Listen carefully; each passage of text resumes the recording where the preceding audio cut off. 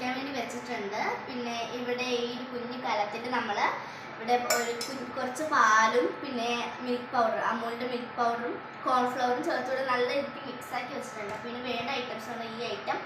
പിന്നെ 3 table spoon sugar, പിന്നെ ഈ വാനില എസൻസുമാണ്. അപ്പോൾ നമ്മളിവിടെ തിളപ്പിക്കാൻ വേണ്ടി വെച്ചേക്കാണ്. അപ്പോൾ നമ്മൾ ഈ ഐസ്ക്രീം ഉണ്ടാക്കുമ്പോൾ പ്രത്യേകം ശ്രദ്ധിക്കേണ്ട കാര്യം, ഡയറക്റ്റ്ലി ഈ ഒരു മോൾഡിലേക്ക് നമ്മുടെ ചൂടോടെ ഇത് ഒഴിക്കരുത്. അപ്പോൾ അല്ലെങ്കിൽ അത് പണി പാടുമല്ലോ.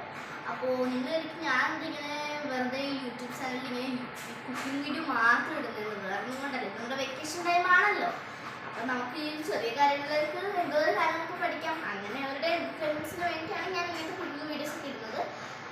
നിങ്ങൾ പേടിക്കണ്ട കേട്ടോ, ഞാൻ വൈകുന്നേരം വീഡിയോസ് വെറുതെ ആയിട്ടുള്ള വീഡിയോ ഒക്കെ എടുക്കുന്നുണ്ട് കേട്ടോ. അപ്പോൾ നിങ്ങൾ വൈകുന്നേരം തന്നെ കാണുക കേട്ടോ.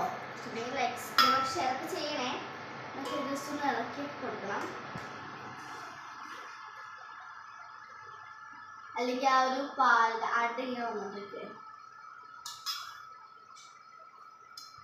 നമ്മുടെ പാലൊക്കെ തിളച്ചിട്ടുണ്ട് കേട്ടോ. നമുക്ക് കുറച്ചായിട്ട് നമ്മൾ ആ നേരത്തെ മിക്സ് ചെയ്തിട്ട് സാധനം ഒഴിച്ചു കൊടുക്കാം കേട്ടോ.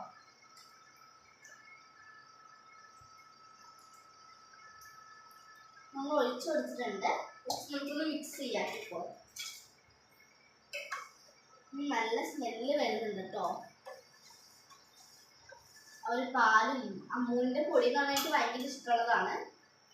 നമുക്ക് പഞ്ചസാര 1 ടേബിൾ സ്പൂൺ ഇട്ട് കൊടുക്കാം കേട്ടോ. 3 ടേബിൾ സ്പൂണാണ് നമ്മൾ ഓൾറെഡി നിർത്തി ഇട്ടേച്ചതുകൊണ്ട് ഗായ്സ് നല്ല രീതിക്ക് കുറുക്കി വന്നിട്ടുണ്ട്. അപ്പോൾ ഇതിൻ്റെത്തേക്ക് ഇനി നമുക്ക് കുറച്ച് വാനില എസൻസ് ചേർത്ത് കൊടുക്കാം കേട്ടോ. കണ്ടില്ലേ, ഇത് ഫസ്റ്റ് വേണ്ടി താഴ്ത്തു വീണ് പൊട്ടാൻ പോയതാണ്. പൊടിക്ക് മതി കേട്ടോ, അത്രയൊക്കെ ഉണ്ടോ. ഈ കുറച്ചും കൂടി നമുക്ക് ചേർത്ത് കൊടുക്കാം. അങ്ങനെ ഒഴിച്ചു കൊടുക്കാം. ഓക്കെ, നമ്മളിങ്ങനെ വാനില എസൻസ് ചേർത്ത് കൊടുത്തിട്ടുണ്ട്. നമുക്ക് നല്ല രീതിയിൽ ഇളക്കി കൊടുക്കാം കേട്ടോ. അപ്പോൾ ഗൈസ് നമ്മുടെ സംഭവം റെഡി ആയിട്ടുണ്ട്.